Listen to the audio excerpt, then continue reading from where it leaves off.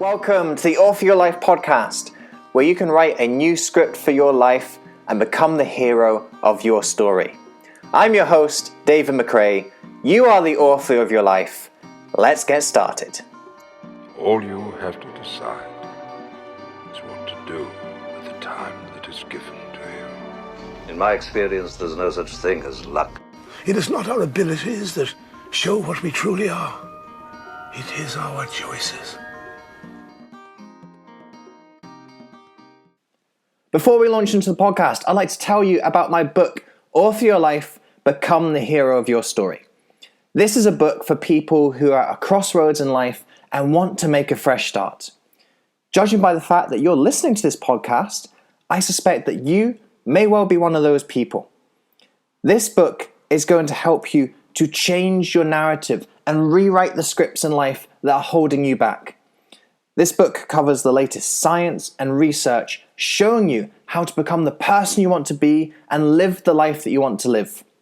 I'd like to invite you to get this book not only because I feel it's a great book that's going to help you, but also it's going to support the podcast as well. I love podcasts, but sometimes all of those ads that you get can be really irrelevant and annoying when you just want to listen to a good piece of training or a good interview. So I therefore made the decision with my podcasts that number one, I wanted my podcast to be free so that everyone could listen to it. And number two, that I wasn't going to fund it through all these annoying and irrelevant adverts and commercials. Therefore, if you want to support the podcast and support all the things that I put out there for free, whether it be here on the podcast, my YouTube channel, other areas on social media, then buying a book is going to enable and help that process. So this is what we call a win-win scenario. By buying the book, you help to support my work and all the free stuff that I put out there, and you also get a really transformational book that's going to help you make those changes that you really want in your life. So if you feel you're someone who's at that crossroads in life, you're looking for a new direction, you're looking for a fresh start, then make sure you get this book. Author Your Life, Become the Hero of Your Story is available on Amazon in ebook, paperback, and audiobook. Whatever your preferred medium, it's there for you to go get right now. Ho, ho, ho! It's Christmas time, and Christmas time means one thing, of course, it is presents. We're going to be spending so much money on presents this year, as we do every year, and we're hoping that this money we spend on others is going to make them happier, and we're hoping the money spent on us is going to make us happier as well. What I'd like to do today is I'd like to take advantage of this festive season to answer an interesting question. Can money buy happiness? I think for most of us in society, there's this general feeling of having more money will make us happier. And when you start to look at the research into whether money does buy happiness, this does hold out to be true to a certain extent. When you look at people reporting how happy they are at certain levels of yearly salary, what you find is that happiness levels increase the more you get paid up until about £50,000 a year, about $75,000 per year. It seems that money helps you to be happier when you don't have very much of it, but eventually when you get to the point where you're comfortable and secure financially, the effect of that money seems to level off. Now that might appear to be the end of the question, does money buy happiness? Yes, but only to a certain extent. But actually we should look at this in a little bit more detail. I love the scientific method, I love the research, and I love being able to look at things in an empirical fashion, but we've got to recognize that sometimes science doesn't give us the full answer. In particular, when we start looking at averages. This research into does money increase levels of happiness is an averaged result. And I say quite often that anytime we see an average, we should expect that to be an average result. Averages create mediocrity because averages don't give you the specificity and the nuance into the discussion. What you'll find is that at £50,000 or $75,000, whichever currency you're working in, some people level off on happiness. Some people will actually be less happy, but also some people will be more happy. you'll find that there are people who continue to be happier the more money that they have. So why would this be the case? What we need to look at here is the distinction between what money is and what money does.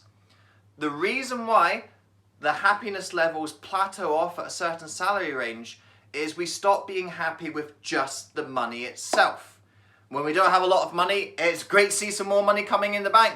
When we're running on fumes at the end of the month, thank God for that monthly paycheck. We like money when we don't have much of it, and we like money just because it's money. However, when you get to a point where money is something you're used to, something you're comfortable with, you no longer get excited and thrilled just by the money itself. Money, remember, is not an end, it's a means. Money was literally invented as a way of exchange and trade. You take the money and you exchange it for something else. And this is where we can start to delve into this question of, does money buy happiness? I would argue that money does buy happiness. But all that you're looking at here and what really matters is, what are you exchanging that money for? If you just have money and if you're just buying more things with that money, yeah, your happiness is going to plateau. But if you're smarter with your spending, then you can buy money. Not just this Christmas with some nice Christmas presents, but you can buy happiness throughout your life. Let's look at 3 ways that science points to that can help us to buy happiness. So the first way that you can buy happiness is to stop buying things and start buying experiences. When we just spend our money on more things, we as humans get habituated to things. You'll know this with your smartphone models, won't you? I'm looking at my iPhone just now. Every time the new iPhone comes out, we get the new phone and go, oh, this is fancy, oh, this is nice, oh, this looks and feels a little bit different. And within a couple of weeks, we're used to it. The effect of that new iPhone has very quickly worn off. And this is true for everything. This is true for your sofa, this is true for your house, this is true for your car. Buying things does not buy happiness.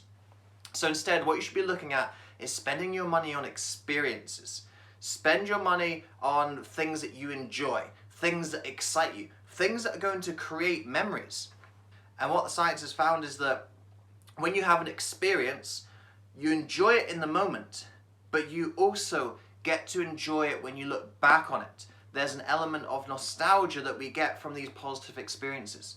So when you buy experiences, not only are you increasing your happiness in the moment when you're in that experience, not only are you increasing your happiness looking back and getting some nostalgia, but even better, if you buy something that's far into the future, you build happiness in anticipating what that thing is.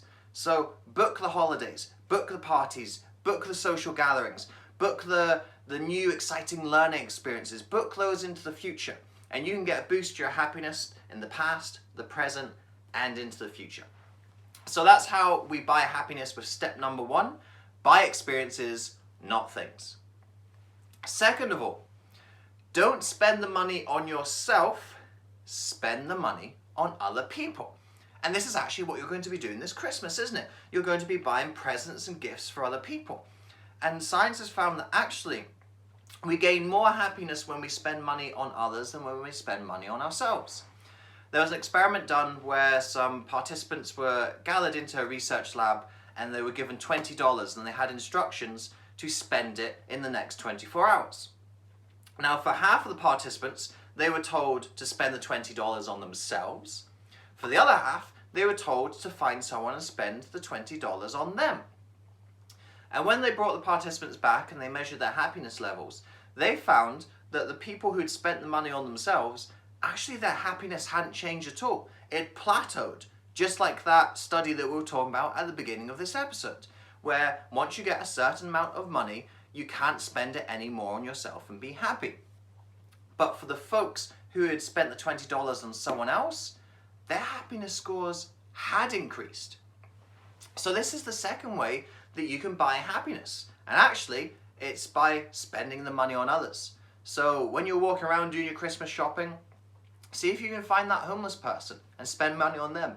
See if you can find those children who are doing some kind of bake sale and buy some of their cakes. Spend money on other people and you are going to be a happier person. So that's step number 2. Our third and final step to cover is buy time. Buy time. We sometimes think that money is a finite resource, that we don't have a lot of it, that we don't have enough of it, but one thing that is always a finite resource is our time. That's actually the great equalizer between us all as humans, that we're all going to die one day, that we all have a limited amount of time. So use your money to buy yourself more time. So spend money on things that are going to make processes easier for you. For example, if you have to do the dishes in your sink at home, if you buy a dishwasher that's going to do those dishes so much quicker, well, you've bought yourself some time. Now, buying the dishwasher itself doesn't make you any happier. You don't go, oh, my life is complete and amazing, now I've got a dishwasher. But what it does do is it gives you those 20 to 30 minutes every day where you could be doing something else apart from the dishes. What could you do with those 20 to 30 minutes? Perhaps invest in an experience like we're talking about in step number 1. So how else can you buy yourself some time? Buying things to do with your health and fitness is a great investment of money. So that gym membership, buying yourself some organic food, investing in some private treatment, going to a chiropractor or a nutritionist, something like that. Through doing that, through investing your money in your health and in your well-being, you're buying yourself time down the road. Ultimately, you're actually going to buy yourself more years, you're going to live longer, and you're also going to buy yourself a better quality of life in those years. So that's another great way that you can make an investment into buying yourself some time. Ultimately, all of us as humans know that we have this finite amount of time on Earth, and all the money in the world won't make us happy during that time unless we invest it wisely. We invest it in the things that are going to buy us happiness, and those are 3 different ways in which you can do so. Buy experiences, not things. Spend the money on other people, and spend money on things that will buy you time, because it's the only thing that you're going to run out of one day. So folks, I hope you found this useful. I hope you have some ideas about how you can spend your money in a different way. And this Christmas, I hope that you really can buy yourself happiness. Thank you so much for listening to this episode. If you enjoyed this episode, I would appreciate it hugely if you could head over to iTunes and leave a rating and review for the podcast. With your review, please be as honest and detailed as you can be. Because with honest and detailed feedback, that helps me to adapt and grow this podcast to most serve you, the listener. Also, if you enjoyed this episode, then make sure you subscribe to the podcast. That way you aren't going to miss any of the future episodes that we've got lined up for you. Until next time, remember that you are the author of your life. You hold the pen, and you can write whatever script you want for yourself. So go out today and write yourself a beautiful story.